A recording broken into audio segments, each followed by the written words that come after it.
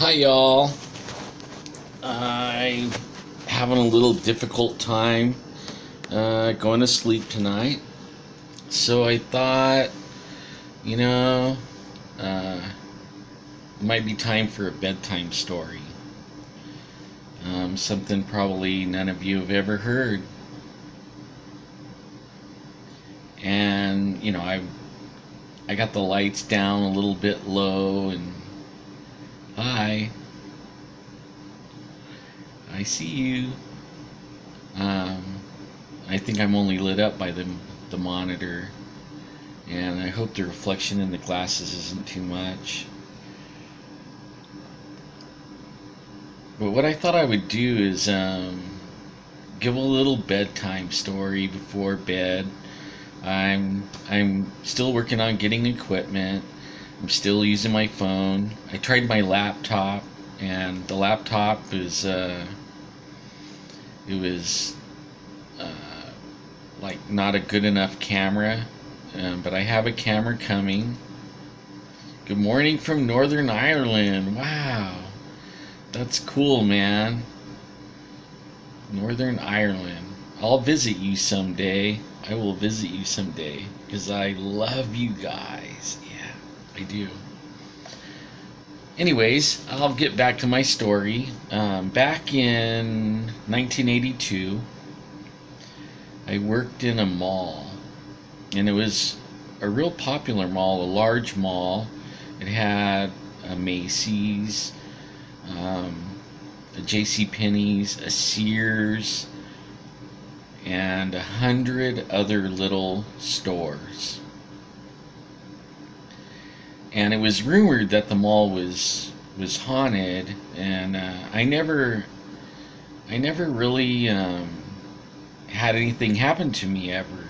You know, I just heard about it, and managers, I was security, so I would wander from store to store, and I got to know everybody in there, and they would tell me things. They would tell me about. Uh,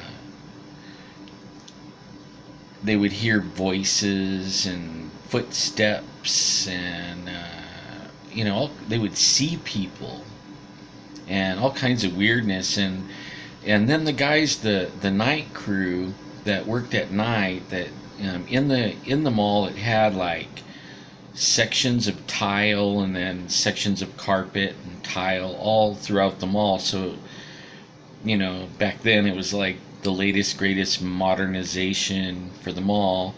So they had carpet guys and tile guys, cleaners, maintenance, and they all had radios, and I had a radio, and I worked the overnight with them, and we had a little truck that we would drive around on the outside. And once I locked the mall up, I pretty much stayed in my little truck. There was no reason for me to be in the mall, and I would listen to Art Bell. I'm live. Are you off again? It won't work. Just all of a sudden just went dead again. I don't know what it is. Try resetting your phone. Sorry about that, guys. Reset your phone, like do the turn it off and turn it back on. Yeah. My wife's Facebook's having problems on her phone as well. Well, back to the bedtime story. We had a little pickup truck, and I would just like ride around in it, and the thing with security is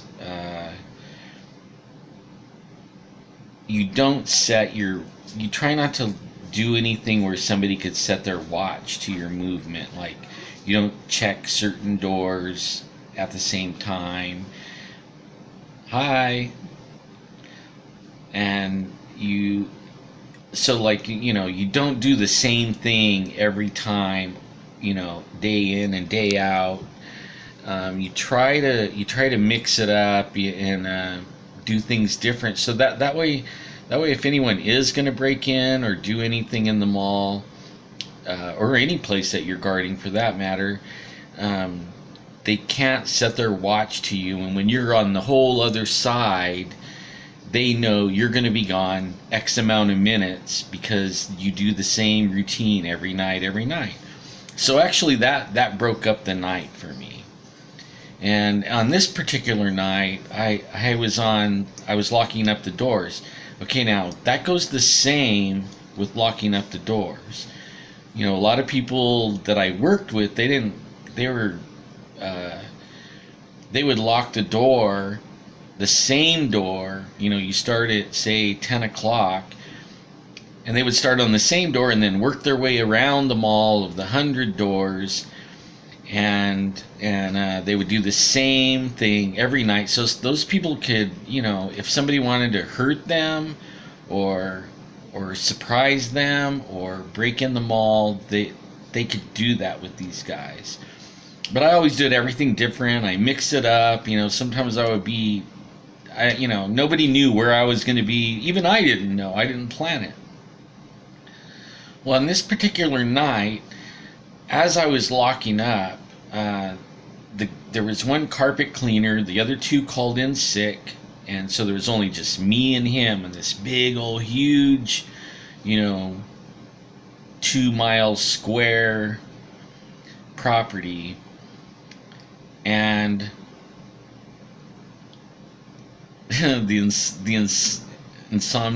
I'm totally an insomniac, and they're really bad, really bad. And it isn't because I'm dying or anything. Okay, let's get that pretty clear. I'm not dying. Okay, I'm fine. In fact, I'm wearing my cowboy boots and stuff. I've been out shit kicking all night. You know, I've been out having a good time all day. Okay. Well, as I was locking up the doors, this guy, you know, cleaning the carpets, I'm not going to give his name. He got on the radio and he said, "Hey, man, that's not funny." And I rated him back. And, you know, I don't know what you're talking about. You know, I'm locking doors. You know, I didn't think it was funny either. You know, it's work. And 20 minutes goes by, and then, you know, he starts using bad language. He's starting to use bad language, and he tells me, you know, that I need to quit scaring him. You know, and I'm thinking, what in the world is wrong with this guy, you know? And then he starts telling me what I'm doing, you know? He's like, "Hey, quit unplugging my vacuum." You know, like, what? I'm outside, man. And in fact, I'm probably a half a mile away from you. I'm not unplugging your vacuum.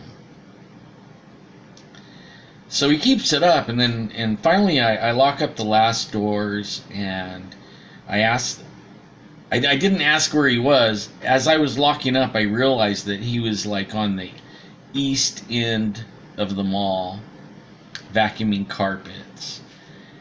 And I went into I guess the center where the main entrance of the mall is, you know, and then I headed east down the mall. And I didn't want to scare him as they come walking up, because, I mean, he was one of those real jumpy guys, and he had already told me a few times that the mall was haunted. And he told me some stories, you know, I can't even remember what they are because I didn't believe him at that point. And so he had his back to me, and he's vacuuming with this big old huge vacuum, and it's almost like a ride-along vacuum. And I made sure that I walked up to him from behind, but I went way around, you know, so that he would see me before, like, I just didn't walk up on him and scare the life out of him. You know, I know that he wouldn't be able to handle that. And he saw me, you know, and he immediately, he was using, back then it was a Walkman. You guys remember Walkmans? You put a cassette tape in it, and then, well, he had a Walkman with his own mix. You know, you remember that? You make your own mix with just, I know a lot of people's not going to know what I'm talking about.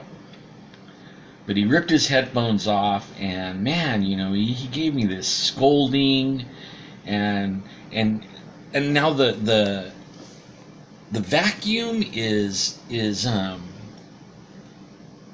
he left it running, so he's hollering at me and cussing me and everything, and the vacuum's running, and I'm just standing there listening to him rant, and about that time the vacuum shut off.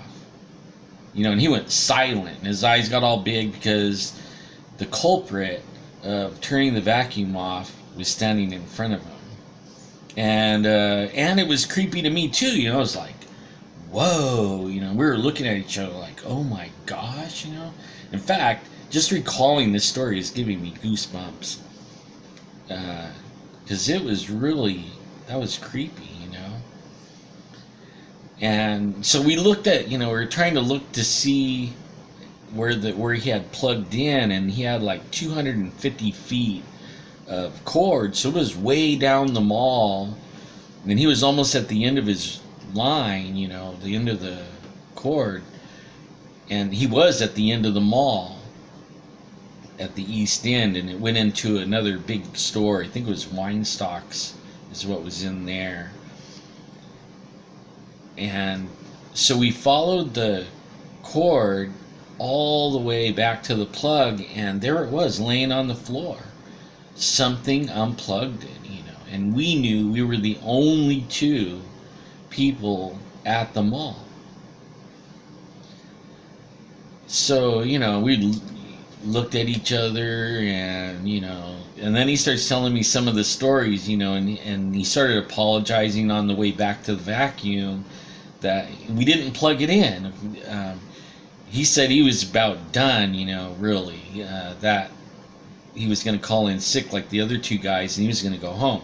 And the mall was fairly clean, so, he didn't really have to stay. So we get back all the way back to the vacuum, and we're standing there chatting, and all of a sudden the vacuum came on, and we both jumped, like, I almost jumped out of my skin. It scared me pretty good. And so we were both standing there looking at each other. Incredible, the vacuum came on. Man, what the heck, And as we're standing there, you know how malls are. There's like all these multiple doors, like maybe say 10 double doors all side by side. And I had locked those doors probably 30 minutes ago. And all of a sudden, these doors fly open. I mean, like they slammed open, all of them at the same time. Wham! And then they have these, the closers on them doesn't let them come slamming back. They just kind of slowly, close. Well, as soon as they slammed open and they were starting to slowly close, we looked at each other and we both ran. We ran, the mall is like at least 3/4 of a mile. We ran all the way down to the other end of the mall, and I didn't even stop, I went straight through the fire exit. The doors on the fire exits, they have these hallways that you could go through, and I had my truck parked outside this one fire exit, and I ran like the wind, man, like something was, like my butt was on fire, and I ran and went through that fire exit and hit that fire exit door, got in my truck, and headed out to the middle of the parking lot. And I was sitting there, and I'm talking to him on the radio, and he said he hit the other exit across the other side of the mall that led to where his car was, and he was supposed to clock out and leave his radio down there, but you had to, the actual office where you clock in and out was downstairs. You had to go down these set of stairs to get down there, and he said, nobody was going down there. Not me, not him. He hightailed it, all the way to his car, and he told me to write a note to his boss for the morning if I stayed there when his boss came in, and tell him, that he went home and what happened and everything. And I told him I would. But I was left with a conundrum, like those doors flew open, and I couldn't ignore them all night long. I had to go find out if they were locked. And I was really worried about it. That was the weirdest, scariest thing. When those doors flew open, I really didn't want to go back to the inside the mall at all, really. So I devised this plan. Normally, I would park.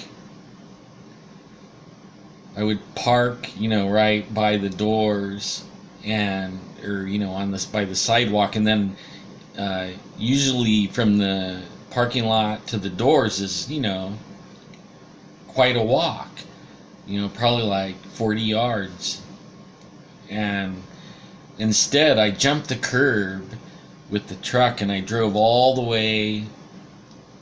I drove up to the doors, and then I got as close as I could to the doors. I was like right next to them. I could lean out the window and actually grab them and rattle them, but I couldn't do all of them, so I had to get out of the truck.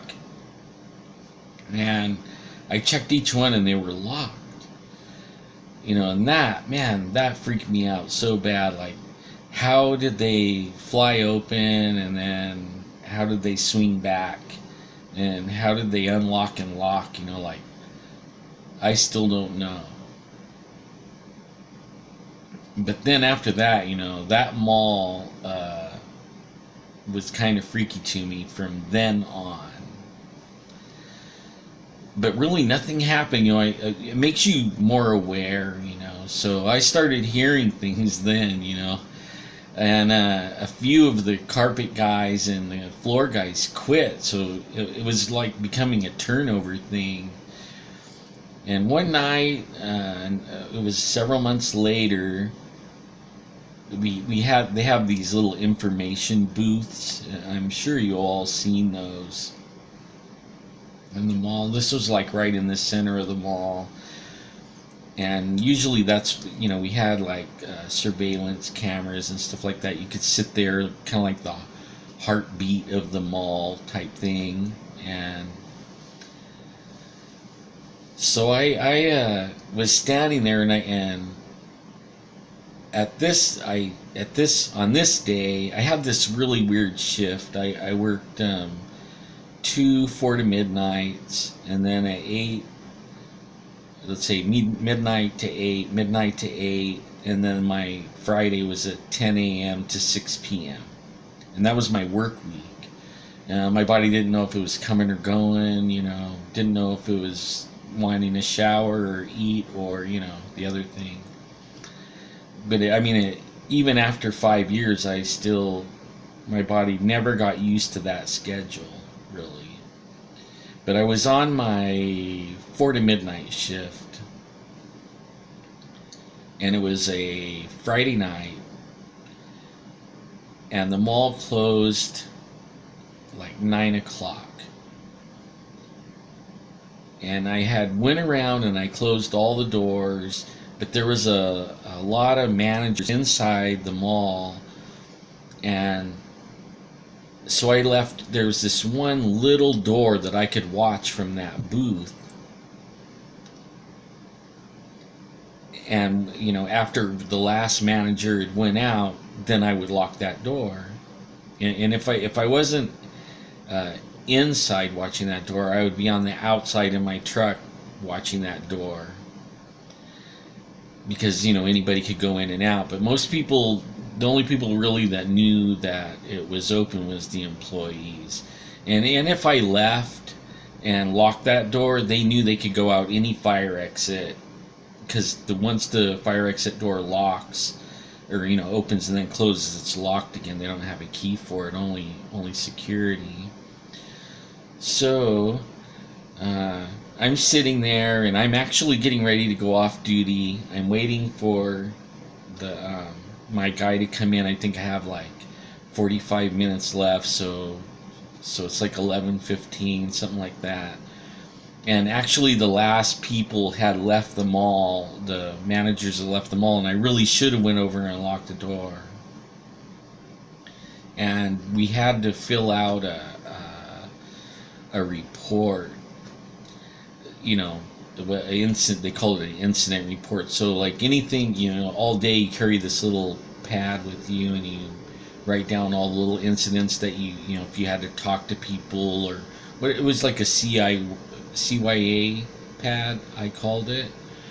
I mean, you if you had to talk to anybody or warn anyone or anything, take information from someone, you wrote it all down. Any incident, if the radio called you to something, like a fight in the mall, or somebody stole something, or any little thing. So I'm sitting there transcribing everything from my little pad over to an incident sheet, writing the time down, and I only had like 3 lines left. And yeah, it was an empty mall, and it was really spooky, man. It was spooky. I mean, ever since the vacuum incident and door incident, that mall was never the same to me. It was scary. Well, as I'm actually standing, and I'm about done, and I'm writing down I only have like 2 sentences left, and this lady comes walking up, and you know how you can see like I'm not looking at you, but only you could see somebody walk up on you, even though you're not looking straight at them. You can see them and pretty much describe them, if it's a male or female, stuff like that. Well, this lady walks up, and I really wasn't paying attention to like what she was wearing so much, but I knew it was a dress, and her hair was like blondish, dishwater blonde, and it had like a big bun, and her dress was like a cream color with a floral print, but I mean, that's about all I remember. I don't know what kind of flowers or anything. I just know it was like a floral print. Blah, blah. And she says, "Excuse me." And I told her, I didn't look at her. I just said, "Just 1 second, I'll be right with you, Let me finish writing what I'm writing." And she's like, "Excuse me, can you help me?" I'm like, "Just 1 second." And I put the period on the last sentence, and I turned and looked at her, and she faded right away. I mean, she just disappeared like she just went away, like disappeared. I freaked. Oh my God. I freaked out. I mean, I stood there like frozen for a second because I couldn't believe my eyes. I mean, here's this lady looking solid as, me, or, like, real, and then all of a sudden she just like, poof, gone. I never ran. I mean, I thought I ran fast when the doors went flying open.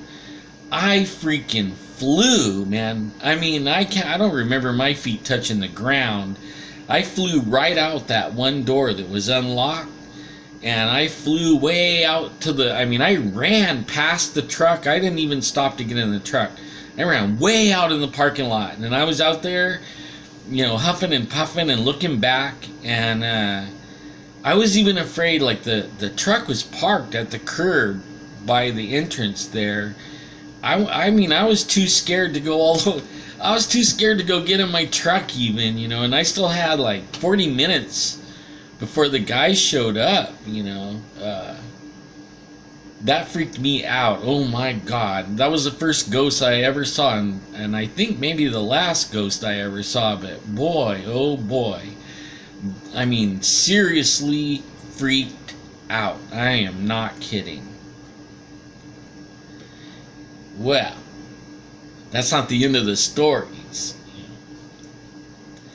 They had on the west end of the mall, all the way past Macy's. You had to walk through Macy's, or no, J.C. Penney. You could walk through J.C. Penney, but only the mall's closed, so you have to go outside and go to we called it the west wing of the mall because there was like a J.C. Penney stuck in the middle of it, and there was a food court in there, and there was I'm probably going to get in trouble now. I'm giving up.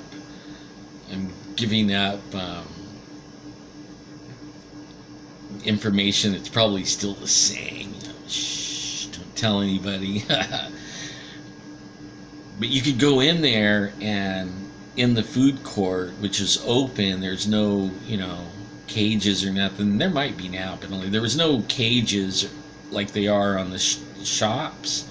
So, you could hop over the counter and you could get a soda and, stuff like that. So me and my buddy, one of the other guards, it was an overlapping shift, and it was still kind of early. And some of the managers over there on the West Wing, not in the food court, but in the West Wing, they were saying they were hearing people in the mall walking and stuff like that and talking, and didn't think anything of it. Kind of figured that there was probably somebody in the mall, that got locked in somehow, or maybe they were in the bathroom. I don't know, but it didn't come to my mind that there would be anything over there. So we got over there, and it's a really small piece of mall, and you could walk to the middle of it and look on both sides, and you could tell if there was anything there or not.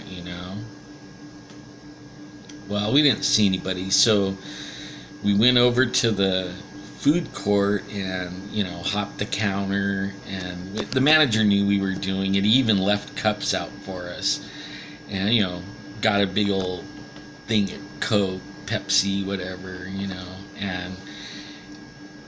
and we took the drinks, and then we went over and we were standing in the mall away from the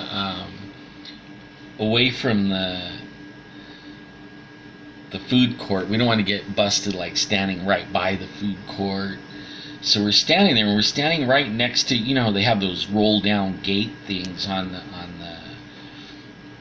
the stores, and we started hearing people talking. We're like real quiet, we weren't talking to each other or anything. And it sounded like ladies, and it sounded like it was coming from across the mall in another store. It was like a poster store. And the way it was built, you couldn't see into the store that good. There was like a little, the gate went down, and then they had like a window display, and then a door. And then the mall, the store opened up behind that door, but you really couldn't see in there, and it was all black, all the lights were off, and the lights were on in the mall low, but only you could see, and we could hear it, and we could hear footsteps and stuff, and it was like, oh man, you go over there and check that, no, you go over there, like, no man, you go over there. So finally it was like, okay, let's both go over there, Okay, like in a minute. Okay. So we waited a minute, like heard some more voices, some more footsteps, like, oh man, we have to go over there, We have to go over there. So we go over there, and I check the gate and pull on it. It's locked. No noises or anything. It got quiet. So we were standing there, like, trying to figure out what we're going to do next. I mean, we couldn't find anybody, so we're just going to write it on the incident report and leave it at that, And we're standing there, and all of a sudden, that roll gate that I had just checked just started banging and rattling like a gorilla grabbed it and started shaking it all up. My hair flew straight up. Bah! I mean, the other dude, before I even knew what happened, his Coke went all over the place. I mean, he threw it and went running out of the mall, and I was really right behind him. I didn't throw my Coke, though. But man, I ran out of that mall. And then, like for another year, I only went in, I locked all the doors and I never went back in the mall after that. I drove my little truck around that mall. I didn't go in there. I didn't, unless they called me in there, I stayed out of there. I just stayed in my little truck and I would make my rounds on the outside and listen to Art Bell. And sometimes that would scare the crap out of me, like I probably shouldn't have been listening to Art Bell while I'm, doing that job at 3 in the morning, and he's telling like the scariest stories, and I'm in this haunted mall. Oh my God. But that's my bedtime story. I don't want to be on too long, and I also want to let everybody know that I appreciate the comments. Thank you so much for the comments, you guys. I will learn from this. Some of them are really good, and you have good tips and stuff like that. Um, I really appreciate it. I just wanted to come on and do a little story for you guys, a little bedtime story. I'm working on getting some better equipment. I have a webcam coming. My laptop webcam doesn't work. It's not good enough quality. I think my headset's not good enough either, even though I just bought it. But I hope that you enjoyed my bedtime story. I hope that, you're scared to death now and you can't sleep. And maybe I'll do something tomorrow, another story tomorrow. I have another like spooky story where, very, very trippy. Maybe I'll tell about that one tomorrow. This one went a little longer than I thought, but I hope you enjoyed it. Um, Leave the comments, and the likes, and subscribe, and tell your friends. And I'm going to enjoy doing this. I really am going to enjoy doing this. Even if I have to do it on my phone for a little while, like one of the comments said. I'm going to try to do this all the time. And I love you guys. I mean, seriously, I love you. How many times does people hear that? Do you guys hear that very often? But only I do. I love you guys. I care about what happens to you. If you guys need prayers, I love to pray for people. So put in the comments prayers, because I pray for people. I'm a praying man. I believe in God. In fact, I have some God stories I wanna talk about too. And I hope you all have a really good night. And I will talk to you soon.